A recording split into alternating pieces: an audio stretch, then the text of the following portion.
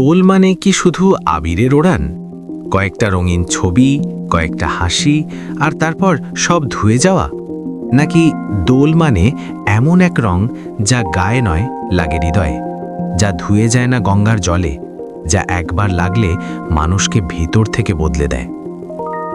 আজ আপনাদের নিয়ে চলেছি দক্ষিণেশ্বরের সেই দোলের দিনে, যেখানে আবির ছিল, কীর্তনের সুর ছিল, বসন্তের হাওয়া ছিল, কিন্তু তার চেয়েও গভীর ছিল এক মহাপ্রেমের স্পর্শ। সেখানে ছিলেন এক মহাপুরুষ, যিনি শিখিয়েছিলেন বাহিরের রং ক্ষণিকের, ভগবানের প্রেমের রং চিরদিনের। চলুন শুরু করি সেই কাহিনী। বসন্তের হাওয়া বইছে, গাছে গাছে নতুন পাতা। দক্ষিণেশ্বর কালী মন্দিরে আজ দোল উৎসবের দিন। চারদিকে আবিরের রং, ভক্তদের হাসি, কীর্তনের ধ্বনি, হরিবোল হরিবোল।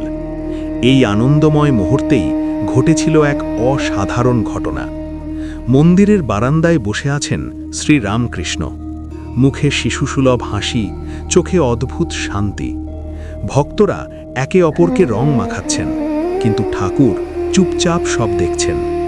একজন ভক্ত এগিয়ে এসে বললেন, ঠাকুর, আজ তো দোল, আপনি রং খেলবেন না? ঠাকুর মৃদু হেসে বললেন, রং খেলব, তবে সে রং হবে ভক্তির রং। এই কথা শুনে সবাই অবাক। ঠাকুর ধীরে ধীরে উঠে দাঁড়ালেন, হাতে একটু আবির নিলেন। প্রথমে গেলেন মায়ের কাছে, মায়ের চরণে আলতো করে রং ছুঁইয়ে প্রণাম করলেন, যেন বলছেন, সব আনন্দের উৎস তুমি। তারপর ফিরে এসে ভক্তদের কপালে রং লাগাতে লাগলেন, কিন্তু সেই রঙে ছিল অন্য এক অনুভূতি। তার কণ্ঠে তখন উচ্চারণ, বাহিরের রং একদিন মুছে যাবে, কিন্তু অন্তরের প্রেমের রং যদি লাগে তা কখনো মুছে না। এই কথা বলতে বলতেই তিনি ভাবাবিষ্ট হয়ে পড়লেন। কীর্তন শুরু হলো, ঠাকুর নাচতে লাগলেন। সেই নাচ ছিল না শুধুই শরীরের, সেটা ছিল আত্মার নৃত্য। ভক্তরা দেখলেন তার চোখ দিয়ে অশ্রু ঝরছে, সেই অশ্রু যেন প্রেমের সাগর। একসময় তিনি বললেন, দোল মানে শুধু রং নয়, দোল মানে হৃদয়কে ঈশ্বরের প্রেমে রাঙানো, অহংকারের কালো রং ধুয়ে ফেলো। বন্ধুরা, আমরা আজ দোল খেলি আনন্দে হাসিতে, কিন্তু প্রশ্ন হলো, আমাদের হৃদয় কি সত্যিই রঙিন? আমরা কি ঈর্ষা, রাগ, অহংকারে ভরা মনকে পরিষ্কার করি? ঠাকুরের এই ছোট্ট ঘটনাটি আমাদের শেখায়, উৎসব বাইরের জন্য নয়, ভেতরের জন্য। আজ যদি আমরা কারোর প্রতি রাগ পুষে রাখি, তবে সেই রাগই আমাদের জীবনের কালো রং। আজ যদি কাউকে ক্ষমা করি, সেটাই আসল আবির। এবার বলি দোলের দিনের আরেকটি অপূর্ব ঘটনা। দক্ষিণেশ্বর কালী মন্দিরে দোলের দিন। আকাশে হালকা রোদ, গঙ্গার বুকে ঝিলমিল আলো। মন্দির চত্বরে আবিরের লাল হলুদ গেরুয়া রঙে যেন বসন্ত নিজেই নেমে এসেছে। ভক্তরা একে একে এসে দাঁড়িয়েছেন ঠাকুরের সামনে। হাসি, কীর্তন, আনন্দ সব মিলিয়ে উৎসবের আবহ। সেই ভিড়ের মধ্যেই দাঁড়িয়ে আছেন এক তরুণ, গভীর দৃষ্টি, তীক্ষ্ণ মুখাবয়ব, চোখে প্রশ্নের ঝড়। তিনি তরুণ নরেন্দ্রনাথ, যিনি পরবর্তীকালে হবেন স্বামী বিবেকানন্দ। সবাইকে শ্রীরামকৃষ্ণ স্নেহভরে আবির দিচ্ছেন, কারো কপালে, কারো গালে আলতো ছোঁয়া। তার হাসিতে মাতোয়ারা চারপাশ। কিন্তু নরেন্দ্র একটু দূরে দাঁড়িয়ে। তিনি শুধু দর্শক নন, তিনি অনুসন্ধানী। তার চোখে যেন প্রশ্ন, এই আনন্দের গভীরে সত্য কি? ঠাকুর হঠাৎ থেমে গেলেন। তার দৃষ্টি গিয়ে পড়ল নরেন্দ্রর ওপর। এক মুহূর্তের জন্য চারপাশের শব্দ যেন স্তব্ধ।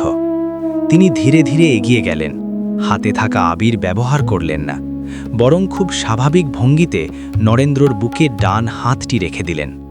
সে স্পর্শ ছিল ক্ষণিক, কিন্তু তাতে ছিল অদ্ভুত তীব্রতা। চারপাশের ভক্তরা বিস্মিত, কেন নরেন্দ্রকে রং দেওয়া হলো না?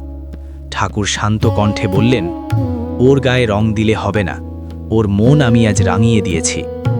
এই কথার গভীরতা তখন সবাই বোঝেননি। নরেন্দ্র চুপ করেছিলেন। তার চোখে তখন আর প্রশ্ন ছিল না, ছিল বিস্ময়, গভীর এক অন্তর্দৃষ্টি। পরে তিনি স্মরণ করে বলেছিলেন সেই দিন তিনি যেন শরীরের ভেতর দিয়ে এক প্রবল শক্তির স্রোত বয়ে যেতে অনুভব করেছিলেন। মনে হয়েছিল চেতনার দরজা খুলে গেছে। দোলের আবির মুছে যায়, কিন্তু সেই দিনের স্পর্শ, সেটা থেকে জন্ম নেয় এক মহাশক্তি, যিনি পরবর্তীকালে বিশ্বমঞ্চে দাঁড়িয়ে ভারতের আধ্যাত্মিক বার্তা পৌঁছে দেন। দেখো, এটা শুধু উৎসবের ঘটনা নয়, এটা একজন গুরু কিভাবে তার শিষ্যকে চিনে নেন তার জীবন্ত উদাহরণ। কার শরীরে রং লাগবে আর কার আত্মায় আগুন জ্বলবে এ বিচার সবাই পারে না, কিন্তু ঠাকুর জানতেন। আর সেই কারণেই নরেন্দ্র শুধু রঙিন হননি, তিনি প্রজ্বলিত হয়েছিলেন। ঠাকুরের শেষ দিকের দোল, সময়টা শেষ জীবনের। শরীর তখন ভীষণ অসুস্থ, গলায় কষ্ট, কথা বলতে যন্ত্রণার ছাপ। চিকিৎসার জন্য তিনি দক্ষিণেশ্বর ছেড়ে কখনো শ্যামপুকুর, কখনো কাশীপুর উদ্যানবাটিতে আছেন। কিন্তু দোলের দিন এলেই তার মুখে ফুটে উঠত এক আশ্চর্য শিশুসুলভ হাসি। সকালে ভক্তরা আবির নিয়ে এসে দাঁড়াতেন। কেউ সাহস করতেন না বেশি এগোতে, কারণ শরীর খুব দুর্বল। কিন্তু তিনি নিজেই ইশারায় ডাকতেন। শ্রীরামকৃষ্ণ মৃদুকণ্ঠে বলতেন, দোল মানে আনন্দ, ভগবানের নাম না করলে আনন্দ কোথায়? তার কণ্ঠ দুর্বল, কিন্তু কথায় আগুন। একজন ভক্ত বললেন, ঠাকুর, আপনি বিশ্রাম নেন, এখন এসবের দরকার নেই। তিনি হালকা হেসে উত্তর দিলেন, আনন্দ কি শরীরের ওপর নির্ভর করে? মন যদি নাম করে তাতেই রং লাগবে। তিনি নিজে বেশি নড়াচড়া করতে পারতেন না, বিছানায় বা চৌকিতে আধশোয়া অবস্থায় থাকতেন। কিন্তু ভক্তদের বলতেন, নাচো, গাও, নাম করো, মনটাকে রাঙাও। তারপর কারো হাতে থাকা আবির থেকে একটু নিয়ে নিজের কপালে ছুঁয়ে দিতেন, কখনো ভক্তের কপালেও আলতো করে দিতেন। সেই মুহূর্তে সবাই অনুভব করতেন শরীর ভেঙে পড়ছে, কিন্তু আত্মা অমল, দীপ্ত, অবিনশ্বর। ঘরে কীর্তন শুরু হতো, হরিবল হরিবল।